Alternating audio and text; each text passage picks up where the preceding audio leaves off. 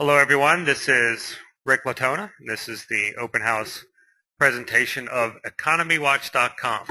I am joined by Keith Tamimi. I hope I pronounced that correctly. Keith, thanks for joining us. My pleasure, Rick. Thanks for having me. Yeah. Before we get started, a little bit of housekeeping. If you are listening and you have a question for us, please use the GoToMeeting or GoToWebinar software in order to ask the question. Just type it right there. I will ask the question at the appropriate time if I know that there's going to be a section about that subject matter, or at the end of the presentation, but I will get it asked. And with that, we're looking at a deal that does in the low six digits, just over $100,000 in revenue at a reasonable multiple. We'll get more into that type of stuff later. Most of this call is going to be about the site itself. Probably the best way to really kick us off, Keith, would be if you would just share with everyone, what the site is about. Tell us about the history, when you started it. Enlighten us. Sure. Thank you very much, Rick. That would be my pleasure. So Economy Watch, as the name suggests, is a economics and finance website and community. It's been around for a long time. It was first started in 1998. It's about 15 years old now, and it has been PR6 for most of that time. It started off as a pretty simple HTML site that was just sort of listing reference information about the economy. But what you see today is a pretty advanced site. So I'm going to go through that in detail in a moment and just run everyone through some of the features, some of which really are unique. Just to kind of give the overall summary, what's included. So we have the website itself, economywatch.com, and a number of domain names that point back to that. We have an email list of over 15,000 subscribers, a Facebook page of over 21,000 fans, and just under 10,000 Twitter followers. We also have a few other accounts, so we've got a LinkedIn page group, and we have a Google Plus page. We also have partnerships and accounts with people like Business Insider, Business Exchange, PR Log. We've got quite a long list of advertisers who've been with us over the years. We have the beautiful design that you can see. We've got a back-end system that's really state-of-the-art and based on Drupal, user guides, future plans. So all of that is included in the overall property that we're talking about today. So let's get into the site itself. As you can see, there's a number of different areas. The core of the content is around featured articles and the news desk. So featured articles are published once a day, Monday to Friday, and they are in-depth stories and analyses of what's happening, either in the world economy overall or looking at a specific country or a specific topic or industry. And then the news desk are shorter news pieces which will focus on a couple of different issues of the day. Where does the content come from? It's a mix, so a fair amount of it is produced in-house by our own team. And then we have partnerships with quite a wide range of partners now that we've built up over the years who give us the rights to reproduce their content. So we've got a mix of original and partner content. If you look at the top, you will see a number of different sections. So there's world economy, industries and business, companies and investments, personal finance, and the research store, and then economic statistics. So we have a very wide range of reference articles that we've built up over the last 15 years, around 15,000 pages currently indexed in Google. So for example, in world economy, we cover every single country in the world and the major regions of the world where we talk about that country's economy, its economic structure, its imports and exports, and so on.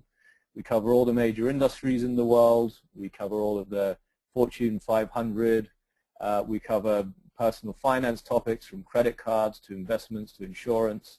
And then we've got economic statistics ranging over 220 odd countries, 227 different economic indicators. So there's a lot of depth in the site. Maybe if I then also run through some of the really interesting sort of features that we've added into that. So maybe Rick, if you don't mind taking us on to the next slide. Yeah. Let's start. Before I do, just a quick question about all that writing and covering that you were just talking about. A couple questions came in about it. So, what percentage of the content is original versus redistributed? Like, is that news desk? Is that RSS feeds, or is that all stuff that you wrote? Great question. Thanks for that. So if I go section by section, news desk is entirely original. One of the interesting things about it is that the stories that are picked up by Raymond, who's our editor and who has offered his services to continue working as he does now on a part-time basis for the future owner. Obviously, if the future owner would want that, he picks out really interesting stories. So, for example, we had a story recently on mega churches as mega business, and that was picked up by Reddit, and we had a little spike in traffic around Monday this week. So everything you see in News Desk is original. A lot of the featured articles come from partners. So, for example, the one that's showing here, U.S.-Europe relations growing apart. This is by George Friedman, who is a very well-known sort of intelligence analyst for a group called Stratfor. We have a partnership with them where we can republish certain of their articles. So that's really the only area where we would tend to have content that is provided by partners. I should also say some of those partners are members of the community who write in with their articles. So a lot of those articles are also things which are original, which you will not see anywhere else on the internet. And I'll talk a bit later about how we pull in members of the community. Okay, and so lastly, if you just look at the... Oh, I'm sorry. Sorry, just one other thing, which is if you look at everything in the top navigation bar, so world economy, industries, and so on, all of that content is original as well. So I would guess if you just count by numbers, probably around 90% of the site is original content. Okay. So the next few slides, you were kind enough to help me put together. This is yeah, hold on, I want to make sure I'm on the right side. Yeah, here you go. This is information you provided. So I'm just gonna. You're doing such a great job explaining everything. I'm just gonna let you continue to take the lead here. Tell us all what we're looking at. Excellent, thank you. So this is something that we put together probably about 18 months ago, and I believe this is unique. I've not seen anything like this anywhere in the world. The reason this came up is if you sort of cast your mind back to the dark days of the financial crisis in 97, 98, and things were changing so rapidly, and yet the consumer confidence numbers were coming out once a month, so we would wait for a month to hear that everyone thought the economy was screwed, pardon my French, which didn't make any sense to me because essentially consumer confidence is what people feel about the economy. So working with some partners in the agency we work with here, we put together the 9 questions that make up consumer confidence. You can see some of them in the top left-hand corner. So are current employment conditions better than they were 6 months ago? And you can strongly agree or strongly disagree or anywhere between in that scale 1 to 5. Are employment conditions, will employment conditions be better in 6 months? It goes through job prospects, household finances, and overall economy. This 9 questions is sort of a standard battery that people like Nielsen use. And what we do is if you see at the top of the page, right next to the Economy Watch logo, we have the Consumer Confidence Index and we have the number. And we feature that in our email newsletters as well. So people will click on that in order to see what is the current Consumer Confidence Index. And the trick is, in order for them to see the data, they need to fill out the survey themselves. And we do little things just to make it easy. You don't see all of the questions. You'll see one question. Once you answer it, so in this one I've answered number 5, strongly agree, it then tells me that 10% of respondents also chose 5, strongly agree, and it tells me I'm 10% through the questionnaire. So it just makes it really easy for me to click through, get to the next question, click through. It can take as little as 30 seconds to complete. So we have very little drop-off at this stage. When you and then it uses IP, a sort of reverse DNS lookup on your IP address, but it tells you, are you in New York or California or Singapore in my case? You say yes, and then it will show you the data. So if you look at the bottom of the screen, there is a timeline chart, and that's just showing you over the last month how has worldwide consumer confidence changed, and you can expand the scale to look for the last year or 2 years. And then underneath that, it shows you a world map, and it shows you what is confidence both geographically, so what's happening in Asia, what's happening in North America, what's happening in Europe, and then country by country, what's the current figure and how's that been changing. And if you want to, you can click in by country, you can look at the different states, you can look at the different questions. So it's a really deep set of data that's being generated live. So it's real time, 24/7, worldwide, and this is data that we've just been building up and collecting over the last few years. As I said, I have not seen anything at all like this in the world. Do you know if your site is syndicated on Google News? Yes, it is. Okay. So we went through the Google News syndication and approval process about, I'm going to say about 3.5 years ago now. And so since that point in time, we've been appearing regularly in Google News, particularly for the featured stories in the news desk. Great. All right, so here's the next slide. All right, thanks, Rick. So this now is the economic statistics database. So again, we've put a bit of effort into pulling something together that's pretty comprehensive. We have taken data from a number of sources. So we've got IMF data, we have World Bank data, we have the CIA World Factbook data, we have data from Worldwide Internet Stats, the Heritage Trust, so quite a few different sources. And what we have done is put them together, and we've got raw data in tables. We have written up that data in textual format, and then we have some Google plugins to create the chart. So all the kinds of numbers you'd expect to see, such as what is the GDP or GDP per person, per capita, what is inflation, what is employment and unemployment, and so on. So we have all of these sort of economic indices. We have them historically back to, I think it's around 1984 or so, whenever the IMF data kicked in from. And we also have forecasts which go up to normally 5 years from current date, so probably up to about 2017, 2018. There's also forecast data in there as well. So this is the, if you see the economic statistics button on the top level nav, takes you through to this section. It's very deep. It tends to have people stay on there for quite a long time. It attracts a sort of a wide range of people. One thing I haven't put in the slides, but I can mention, is we did a survey about a year ago, and we found, not surprisingly, this is a really valuable audience. It's very well educated.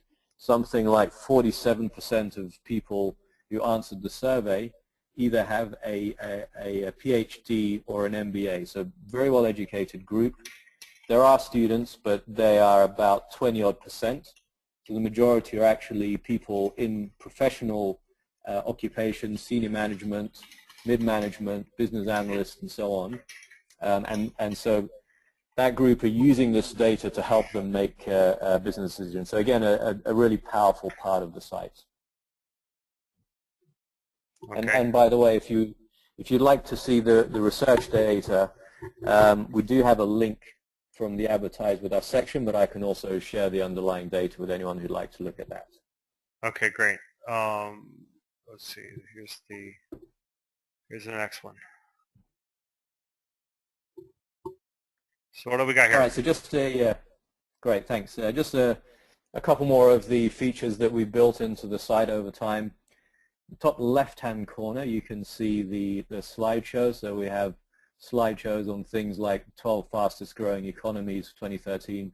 We've done this feature for a number of years. It was featured in Business Insider last year, so this is something that's always popular. We have on the right-hand side a couple of integrations. So at the top you'll see featured report that you might like. This is actually a partnership with a group called Data Monitor. And so we have the right to resell their research reports. So this was a story that appeared this week about the burning of forests in Indonesia and the sort of carbon emissions they're creating. And so that's tagged with Indonesia as its category. And then so therefore we're showing, here's the Indonesia report. You can click through and buy, and we get 35% commission for anyone who buys the report. Below that you'll see a widget that is from a group called Outbrain. Even if you haven't heard of them, you would have used their service probably. They're on sites like CNN. And it does two things. In the More from Economy Watch section, it crawls the website and it suggests content that it thinks is relevant to this article. And obviously it improves over time as it sees what people are clicking on. On the right-hand side, from around the web, that is content from partners in the Outbrain network, and so we make money anytime anyone clicks on one of those links. And then at the bottom, a couple of the widgets. If you look at the website, you'll see all sorts of widgets on the right-hand column and in the content itself. But we have the sign up for newsletter, so all of the subscribers are organic who are just readers on the site. And we have the call for contributors. So this is the way that we generate original content from the community, and most of that content that's submitted to us, even though it's from partners, is actually tends to be unique content that has not been published elsewhere.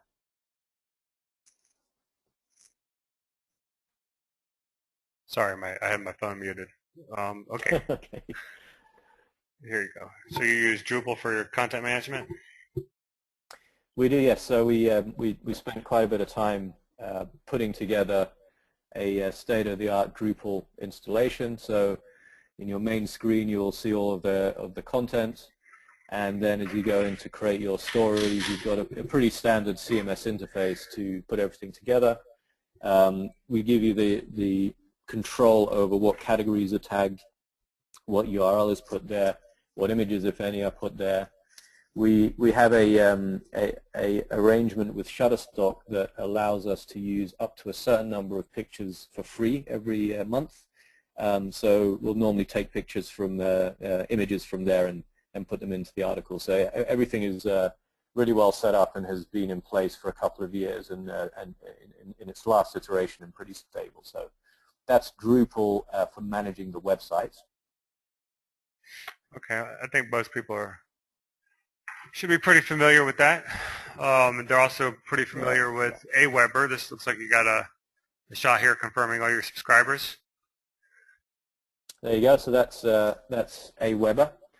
And what we have done is set up again what we think is a really beautiful HTML template, which is all set up inside Aweber. Basically every day Raymond will go in there and he will update the links to the article and some of the little informational snippets we put on. So Rick, if you don't mind going to the next slide, I'll just talk through. Well, I just wanted to while we're on this slide, I got a couple questions. Yeah. So one of the questions I was going to ask is how often you sent a newsletter to your subscriber base, and I think you just said that you do it every day. Can you confirm that? Correct. Yeah. So Monday to Friday. Every weekday we send this out to subscribers. Okay, so I just wanted to make sure everyone listening heard that. I always make a big deal about how important it is to actually use your newsletter list so it doesn't go stale.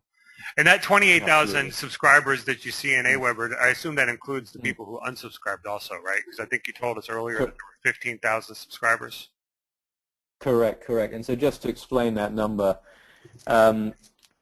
as you might imagine with a site that's from 1998, it's been through various different iterations.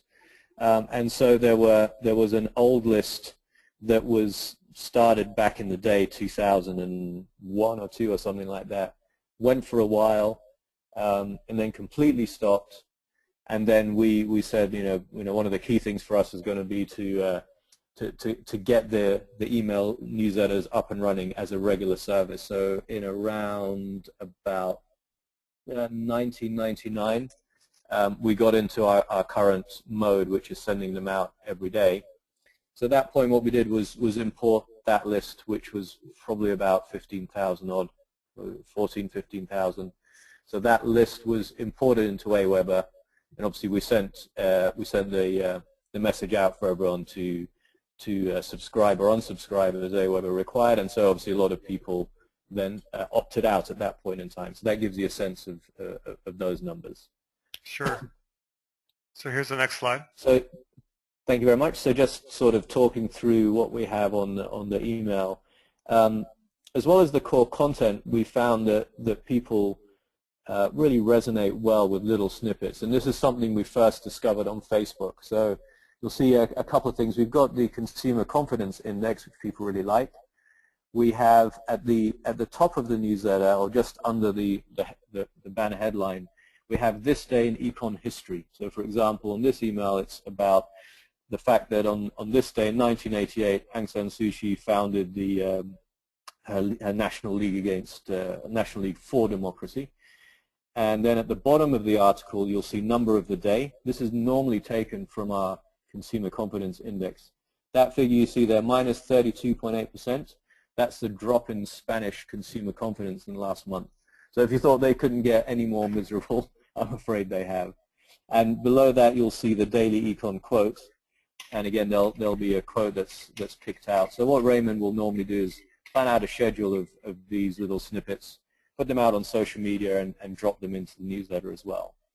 And then in the central area, we'll have the featured article, so that reuses the title, the description, the image, the name of the author, and the little blurb about the author. That's all taken from Drupal. And then in focus today is the news desk article, so one to three typically a day will be put in there, and so they are again repeats of what's appearing in Drupal each day. All right. And as we mentioned, there's the numbers. So 15 odd email readers. That's up to about another 30 in the last few days. Facebook fans and Twitter followers. Got it. So here's a copy of, well, I guess the front page of your analytics screenshot. Like with everyone, I take a 1 year snapshot. Obviously, everybody looking at this is going to see it looks like it's down on the right side of that graph. I mean, we're going to see it in the revenue too, but I wanted everybody to at least see that while it's down, it looks somewhat stable, at least stable in the new reality. You know what I mean? Maybe it's not where it used to be, but it seems like for the last few months at least it's stabled out and maybe even climbed up a little bit. I don't know if you had anything to add. You don't have to. I was just kind of giving a little bit of an observation there. No, absolutely. I mean, I think it's definitely important to talk about. I think the first thing to say is, yes, we goofed up. We absolutely goofed up. If you go back a few years, like I'm guessing many people, we got our traffic from search engines was just growing and growing and growing, and so I thought this is brilliant, and the revenues was flowing after it. So we did all the things that everyone was doing in those days to boost it up. We just started creating tons and tons of content, and all sorts of links were flowing in, and we were out there talking to everyone, getting links, putting links on link directories, all that sort of stuff. And obviously, over the course of the last year, Google has started to say, no, we're not going to accept this anymore. And so we've definitely had the impact on traffic. Someone sent in a question asking why the bounce rate was so high. I actually have a comment on that. If we dig into the analytics further, I think my hypothesis would probably be confirmed. But I see this a lot when there are sites that send out daily newsletters. So it's possible, it's quite likely that a lot of the traffic is coming from people who see an article in a newsletter, they're clicking on the link, they're reading the article, then they're leaving. So it's not necessarily a negative thing. But if obviously if that person is interested in knowing out more, we'll get them a copy of the actual analytics, the whole thing.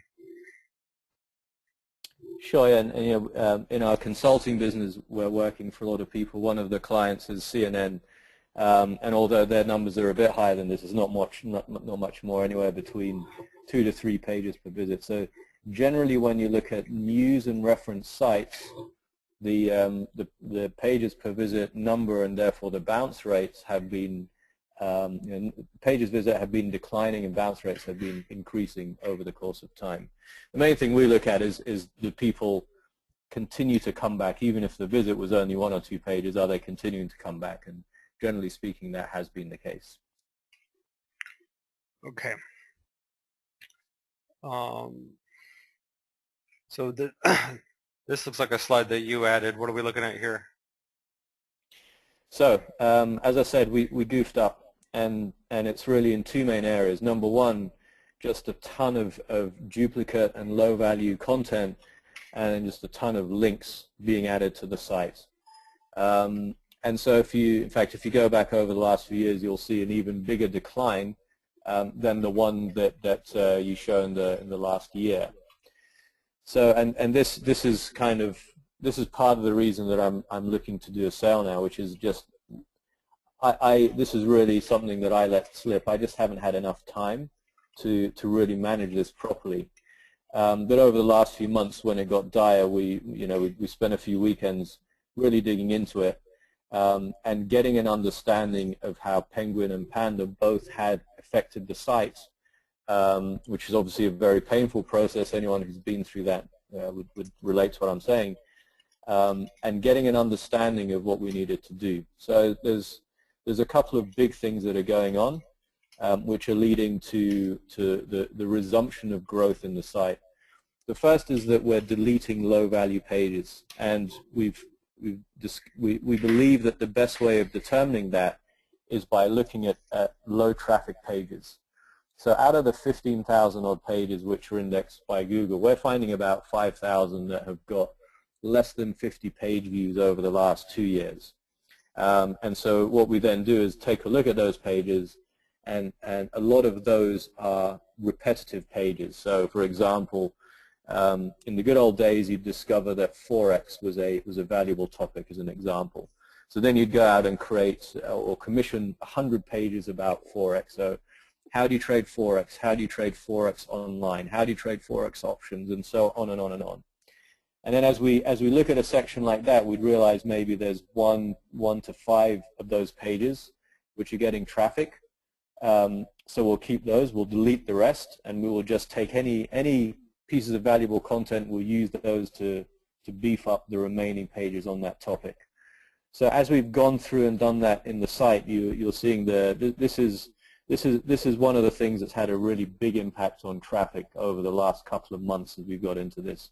You'll see from a low in August 4th to 10th of about 37,000 visits, we've almost doubled that. In fact, this week I think we're going to be doubling that, looking at the stats. So we're up to about 69,000 visits.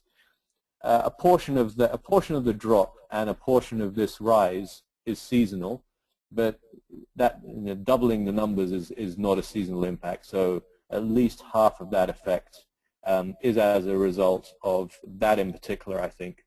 And the reason I think that it's that deletion activity rather than the Google disavow is that typically a disavow activity, based on the research that I've gone through in the last few months, a disavow activity tends to take a few months to really start kicking in. So we submitted disavow probably about 3 weeks ago now. There was about 447 domains that are disavowed. There's probably going to be some more that we would disavow as a follow-up. And so looking at those two things together, we believe that is going to recover a big portion of what we've lost. And so if you look at the last couple of years, we've lost a lot more than we've lost just looking at this year. So my hunch is it's going to get back to somewhere similar to where it was at the beginning of this year. On the good side, there are things that work well. So it's not just bad news as far as the links go and as far as the referrals go. We always get a nice flow of Facebook traffic, of Twitter traffic, of various different links. Just looking at the last week, we had an article I mentioned going up on Reddit, so we get a Reddit bounce. So things like that are flowing through all of the time. I think on the next slide I may have added in a bit more information about some of the links that we have collected over the years. Yeah, there you go. So I mean, this is why it really is. It's a pity that we've let the site get to where it is, but it's really worth us cleaning it up. Sorry to interrupt, but I do have to fire a 10-minute warning. The GoToWebinar software is going to time out on us in about 10 minutes. Okay, let me speed up then. Okay. So, you know, we have this is today's Google Webmaster Tools. Over 400,000 links in the site. There's going to be less as we're cleaning them up, but if you look at some of those links from Yale, from MIT, the New Yorker, BBC, Reddit, Foreign Policy, Business Week, Business Insider, Wikipedia, IBM, Capgemini, we have some fantastic links that there is no way to get that link other than by having great quality content. So, you know, that's our view. It really is worth spending the time to clean up this site because there is just so much inherent value that we have built up over the years. Agreed. So here's the elephant in the room. We're going to have to talk about it. And I imagine this shape of this graph is largely as a result of everything else that you've just described. That's right, and so I've added a chart showing our different revenue sources and what's happened to them, so everyone can get a better sense of that. So you'll see, and we've experimented with all sorts of things over time, and again, I just haven't had enough time in the last year or so to really continue to optimize that. But our main sources of revenue today are AdSense, direct advertisers, Contera, AdSide, Outbrain, and Research Store. And if you look at sort of AdSense as a good overall leading indicator, you'll see how that's dropped from January about 5,000 odd, that sort of carried through those first few months, and then really plummeted June, July, August. It went down to 1,511 in August. We've had a really nice uptick in the last couple of weeks. So I was going to say it looks like your AdSense has been increasing over the last 3 or 4 months, but it looks like your biggest hit was in the direct advertising. Yeah, so I'll explain that as well. So basically, oh wait, okay, hold on a second. I just realized something. September and October aren't on the graph, so the graph would actually be going Correct. up. Yeah, so September and October obviously are forecasts. September is a fairly good forecast because it's, you know, I'm just looking at the stats, it's almost finished. October is my projection based on the trend that I'm seeing right now. So if you look at AdSense over the last couple of weeks, that's really picked up nicely. So that's starting to get back to where we were in July, if you kind of refer back. And in October, it's starting to look a bit more similar to May. So that's definitely coming back up. If you look at direct advertisers, again, that completely collapsed in August. One of the big things in that is, and just sort of confidentially with this group, there is one large advertiser. I think I better not share it on this public recording, but I'm happy to share it one-to-one with anyone who's interested. We have one large advertiser who's been buying email blasts with us on a pretty regular basis, spending $1,000 or $2,000 a month. They paused in August, but they've been back in September. So that was one of the big factors that impacted that. Okay, we got a few more things we got to get through in the next 5 minutes. On this expenses tab, got a couple questions that have been waiting here for a while. We see that you kind of have a flatlined. You've got $1,000 for content creation. One of the questions was about, you know, the cost of the in-house content. You know, how many writers do you have? How many of them are paid? And are they available for hire after transition? Just kind of walk us through the entire expense structure. Sure. So we've used a number of different people over the past, but the person we have now is far and away the best of anyone that we've used. So there's a gentleman called Raymond, and this is just a topic that he absolutely loves. So for $1,000 a month, and obviously bearing in mind this is in Asia, so we get some cost benefits. So for $1,000 a month, he will collect and sort of decide on which piece to run as the featured article, and then write up the news desk based on the things that he's been personally reading. He will put that all into the email newsletter. He'll put it onto Facebook. He'll put it onto Twitter, and then he'll manage some other things. So if you have an advertiser, he will then go and sort of make sure that that advertising piece is also blasted out or put on the website. So that's a flat fee that he's happy with. In fact, I've just been talking with him, and he's actually comfortable to take a cheaper price because he's just so fast in doing everything now. So he absolutely, if the new owner would like to continue. Is Raymond also the person who manages the content management system and updates Drupal and modifications and all those things? So he is the person that manages all of the content on Drupal, yes. If anyone wants to make technical changes, then I have a developer in New Zealand who does most of that.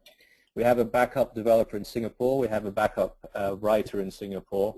We also have partners we work with in India. And in fact, if you work with people in India, you can, for that price, you could hire 2 people full-time.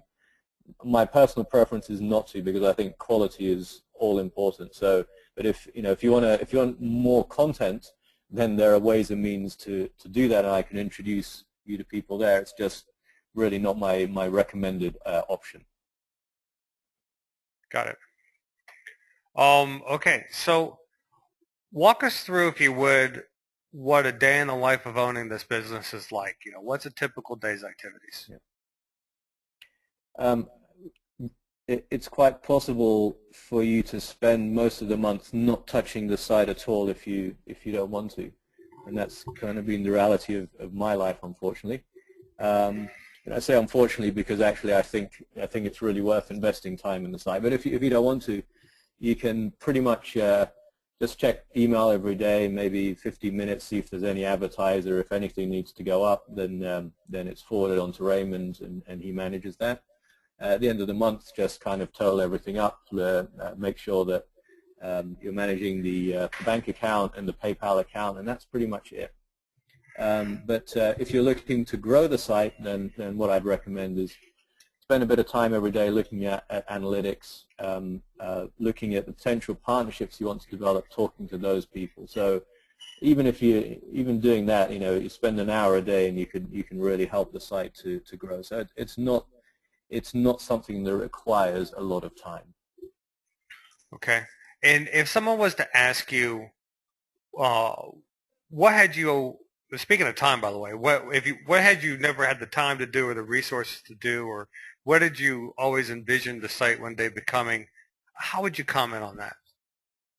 Sure. So I think there's so much that can be done, and I said I'm very happy to share sort of plans with anyone who takes this over, because I really think there's great potential. Just as an example, that consumer confidence index, as I said, I just haven't seen anything like it. I had imagined partnerships with people like Business Insider or even sites like CNN, and if they were to carry that widget on their site, suddenly you're getting thousands of people using that every day. That's sort of vast amounts of data. That's stuff that can obviously be used for PR, but I think ultimately could also be used for sort of generating new lines of revenue. I think there's so much that could be done in terms of partnerships with economics faculties. I think there's so much could be done in partnerships with banks, which can generate revenue. Just as an example, we had Standard Chartered Bank sponsor us to write an article. So they paid for us to write the article. We put it up, had their logo on. There's so many other partnerships of that nature that could be developed, and that's where I think that's where I just haven't had enough time to focus on it, and that's where I think someone could, really turn this around pretty quickly and just increase the value of the whole property. Okay, and why are you selling it? Yeah, so if you Google my name, I think I'm the only person in the world with the name. If you Google, you'll see that the consulting business that we'd started actually in 2004 was bought by WPP, the world's sort of largest holding company of marketing services companies, about 18 months ago. And so that business has grown and grown, and we're on an earn-out structure as part of that purchase. So we're just spending all of our time in growing that business. and unfortunately that means that I just don't have any time to grow this. And I think this experience with Google has just told me, look, someone needs to take this on and spend a bit of time and sort of just help it fulfill its potential. So that's what I'm hoping, that we can find someone that loves this category and can really help to kind of bring out the potential of this somewhat unique site. All right. Well, Keith, you did a stellar job explaining everything, and I asked the questions as they were coming in. So between those two things, we're not left with anything to answer here at the end. I want to thank you for staying up so late. I know it's Singapore. It's got to be around about midnight there, or something like that. Yes. Yeah. Also, actually, one quick question just came in. Someone asked how long the owner can train and consult after the sale. I mean, that question I assume is the same as it is with every seller, which is it's flexible and negotiable. Absolutely, yeah. Yeah. So, look, with that, if anybody else has any more questions, please send it to the listing broker, Adam Beebe. His email address is adam@latonas.com, or you can send them to me, just rick@latonas.com. My door is always open for anyone. But again, Keith, thank you so much, and cheers. Have a good night. Thank you. Thank you very much. Good night. All right. Bye-bye.